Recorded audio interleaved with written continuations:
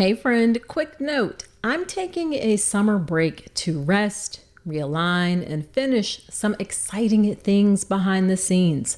While I'm away, I'm sharing some of the most loved episodes. Look for power replays in your feed. Whether this is one of those episodes or this is a gem you found on your own from the archives, enjoy. Wishing you a joyful summer, and I will see you in October. Welcome to this Dr. Nicole Says episode. Nothing should happen to you during your birth without your consent.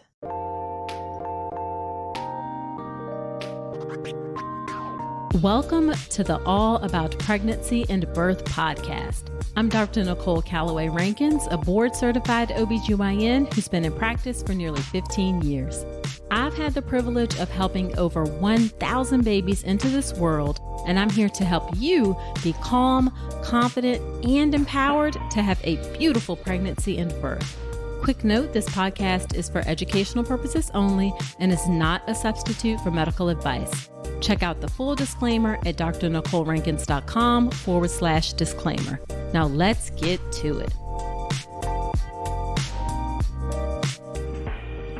Hello there. Welcome to another episode of the podcast. This is a Dr. Nicole Says episode, which is just a little short episode, 10-15 minutes or so, where I talk about a particular topic. This one is nothing should happen to you during your birth without your consent.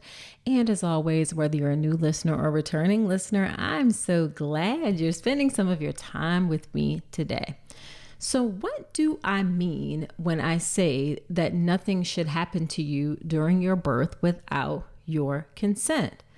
That means before anything is done, whether that is a vaginal exam, whether that is breaking your water, whether that is doing something like an episiotomy, there is a discussion about the benefits, the risk, alternatives, and your doctor needs to receive your explicit consent before proceeding. And this sounds fancy, benefits, risk, alternatives, but it actually doesn't have to be super complicated, and it doesn't have to necessarily be a long conversation. But when we do this, this places you at the center of your birth experience, which is exactly how it should be. Too often in our U.S. maternity system, we do things without asking for this explicit consent. And I'll say it's not that we are doing so with any malice or any bad intent. It's just something that has become customary in the way that we approach birth. People can be quite nice, but still do things without asking for your consent. A big one is vaginal exams. So what I'm going to do is I'm just going to play through a couple of scenarios to help you understand the difference of what I mean about what consent actually looks like, okay? And how we can often be nice, but not necessarily ask for consent like we should. Okay, so here's an example of coming into a birth and then going ahead with the vaginal exam without really asking for consent, okay? So something that goes like this. Hey, I'm Dr. Rankins. I'm the OB doctor on call. I'm just here to check your cervix and see what progress you've made during labor, okay? So what I need you to do is just put your ankles together and you're going to let your legs flop out to the side, all right? And you're just going to feel my 2 fingers here, feel a lot of pressure, and I'm just going to check your cervix and we'll kind of see where things are. Unfortunately, that's often how vaginal exams are presented during labor. And let me give you an alternative of how actually it should be. Okay, so it should go something more like this. Hey, I'm Dr. Rankins. I'm just checking in to see how things are going with your labor. I'm the OB doctor that's on call. If it's okay with you, I would like to do a vaginal exam and see how dilated you are to see what progress has been happening during labor. This just helps us to know how things are going. So then at that point, I actually wait for the person to say yes or no. It's okay to do the vaginal exam. And then if they say yes, it goes something like this. Okay, do you need to use the restroom first? It can be a little uncomfortable if you have to use the restroom. Then again, I wait. If they need to go to the restroom, then they can go to the restroom first and then they come back. And then it's like, okay, we talk about the exam. All right. So what you can do is put your ankles together, let your legs relax out to the side. If anything hurts while I'm doing this, just tell me to stop and I'll stop. You're going to feel my 2 fingers, lots of pressure. Is it okay if I go ahead and do the exam? So then right there, I ask again, is it okay to go ahead and do the exam before we proceed? And then after that, the exam happens. So can you see the difference between the two? And the first one, I kind of barged in. I said, hey, I'm here to check your cervix. I'm going to check your cervix. Not really offering it as an option, not really explaining anything about it. Okay.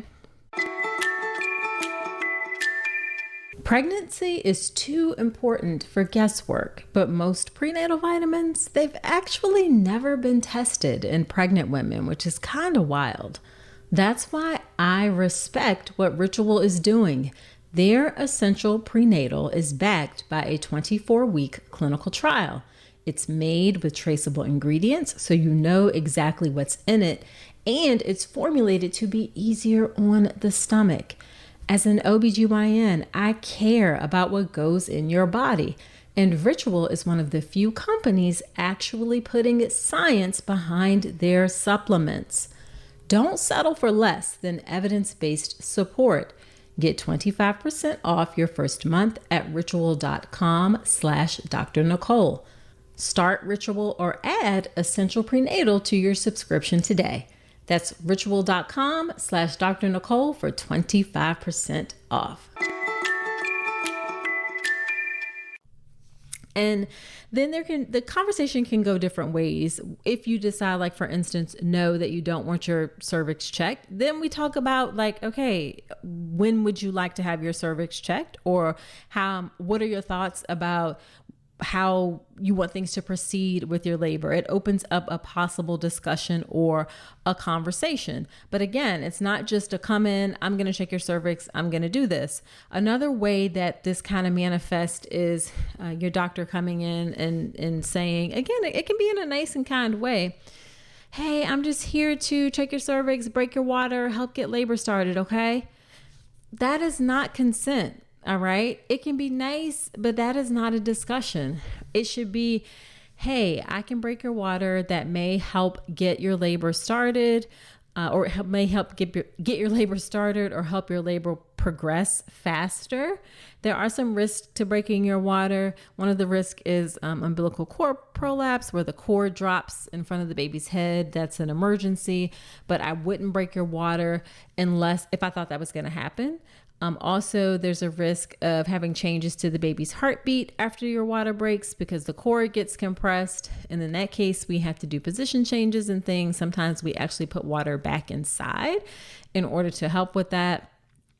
And then explain that it's something that's an option. It's not something that has to be done. Too often during labor and birth, we present things as they have to be done when they don't.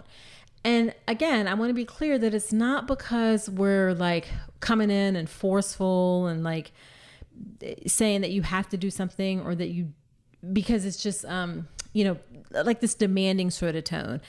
What I'm trying to say is that often this is done out of habit and just because of the way that we approach birth in the U.S., a system where you kind of do what the doctor says, we sort of tell you what to do, and you agree with the things that we say do without necessarily being given a choice. All right. But that is not how it should be. That's not how it has to be. That's not how it is for many people. But sometimes you have to slow things down. You have to demand that things happen a different way. I have a few birth story episodes for sure where people were asked or felt like kind of forced to do a vaginal exam. In fact, a birth story episode where someone fired the doctor because they kept doing vaginal exams without necessarily asking or explaining. So again, there should be a nice discussion. There should be asking, and you have the right to say no before any of these things happen. I will say, if you decide to say no, then be prepared for a discussion about how you want to proceed from there. Okay. Now, I will say that also importantly, if you do say no, like if you explicitly say no to something and then your doctor does it anyway. So if you say, no, I don't want a vaginal exam, or no, I don't want you to break my water, and your doctor intentionally does it, even though you say no, or if during the course of an exam you say, stop, please stop, and they don't stop, then that can be assault. That should be reported. Okay. That should be a discussion. We don't recognize that enough, that is not okay. Absolutely unacceptable that sort of thing happens. All right. Now, an important part of making sure nothing happens to you during your birth without your consent is educating yourself so that you know your options, so that you know what to expect, so that you can speak confidently about things during your labor and birth experience. And that is where childbirth education comes in. I will say this like forever. It is a hill I will die on. Every person having a baby, especially in the U.S. maternal system, needs to do childbirth education. It is so important. Now, I, of course, have an option for childbirth education, the birth preparation course. You can check out all the details. It's completely online at drnicolerankins.com/enroll. But there are a lot of options for childbirth education, and you just need to find something that works for you. The most important thing is that you do it. It was really important in terms of helping you be ready and prepared, especially in the hospital birth system. Okay, so there you have it for this Dr. Nicole Says episode. Do share this podcast with a friend. I would so appreciate your help reaching and serving more pregnant folks. Be sure to subscribe to the podcast wherever you're listening to me right now. Shoot me a DM on Instagram. Follow me on Instagram for more great information. I'm on Instagram at Dr. Nicole Rankins. I love to hear what you think about the show. Love any suggestions for the show. So that's it for this Dr. Nicole Says episode. Do come on back next week, and remember that you deserve a beautiful pregnancy and birth.